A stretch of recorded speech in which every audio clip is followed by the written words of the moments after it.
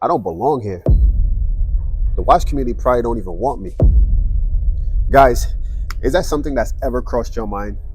Are you someone that's considering, contemplating starting a watch collection, but you feel like you're not welcome? You have almost an imposter syndrome going on? Well, I'm here, guys, in this video to tell you to stop having that mentality. I'm a black watch enthusiast, and I'm here to tell you, yes, your feelings may be somewhat valid, but it really shouldn't be. You just have to proudly start your watch collection, get your knowledge up on timepieces, and you'll be fine. In today's video, guys, I'm gonna help you understand why you shouldn't have imposter syndrome, especially if you're a minority in this watch game. Guys, give this video a thumbs up, hit the subscribe button, turn your notification on so you can know whenever I post a video, and let's get into it. So this first point, guys, is for everyone, not just minorities, not blacks, not Asians. This is for everyone in general, I believe, have imposter syndrome at one point or another, especially when it comes to working with the ADs. I've mentioned stories in the past where I've talked about going into the Rolex AD and how I feel, how they make me feel when I walk into the authorized dealers. Guys, it is natural to feel that form of imposter syndrome when they make you feel like you're not welcome.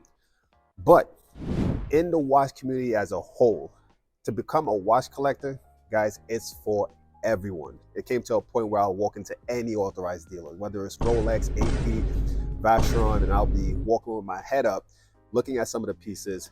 Can't afford some of them, but I will look at some of the pieces and enjoy that process, enjoy window shopping, so to speak, because you never know. Eventually in the future, you will be able to afford those timepieces.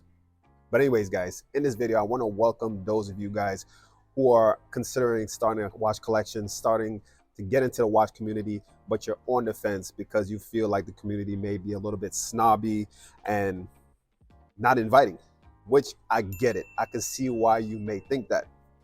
But guys, the watch community isn't that way, at least anymore.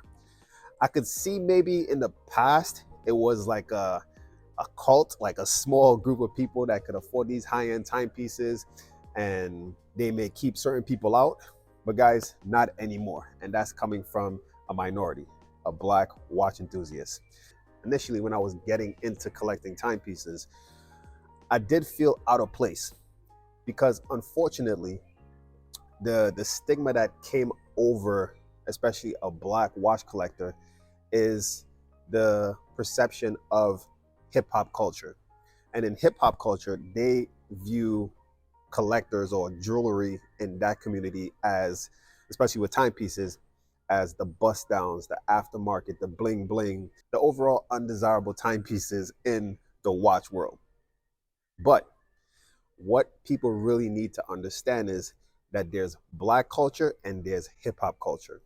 I believe hip hop culture, for some reason, has trumped black culture, and the general public have a perception of black people and minorities under the hip hop culture.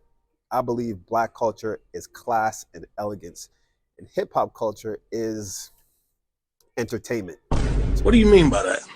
So the jewelry that they wear, pretty much, I would consider to be costume jewelry. And I don't really want to talk down on the hip hop culture, especially when it comes to timepieces, because I believe they've evolved. There's amazing watch collectors in the hip hop community today. And I'm not just saying because they can afford these timepieces. I'm saying that these are people that are passionate, like Jay-Z, like Travis Scott, Swiss Beats, Tyler the Creator, Kanye, and the list goes on of entertainers. They have amazing collections, but at the same time, they are passionate about timepieces. One of the goals with my channel, guys, is to put a spotlight on myself as a minority, as a black watch enthusiast, and to show that we're not just here for the flash and the bling bling. We're also here as passion collectors, as people that's trying to gain knowledge on timepieces. There's two other channels that I watch with black content creators in the watch space, Risk Check Pod and Watch Society. I watch their content as soon as they post it.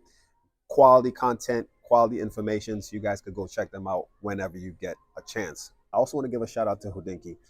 Hodinkee does have their Talking Watches section where they have a small percentage of black collectors.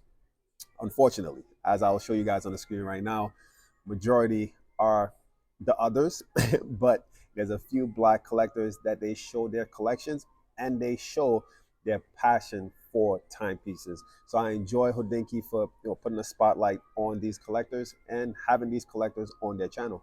So guys, if it's one thing you get from this video, it's to remove that imposter syndrome. Don't feel, don't make yourself feel like you're not welcome. Pull the trigger, guys, buy that timepiece. But one thing that's important when it comes to being a watch collector is knowledge. Knowledge beats everything. Don't just start buying watches for the flash and the flex of it. Learn everything there is to learn about the timepiece that you want and then pull the trigger and buy it. Learn everything else on other timepieces as well, because what will set you apart in a room full of collectors is that knowledge that you have. It's impressive once you know everything on your timepiece and you can walk and speak to everyone in the room about their timepieces. With that, you'll gain their respect, and overall you'll feel a shift. If you felt unwelcomed in the beginning, you'll feel a shift where they'll be like, okay, this person is serious about watch collecting and actually do have a passion.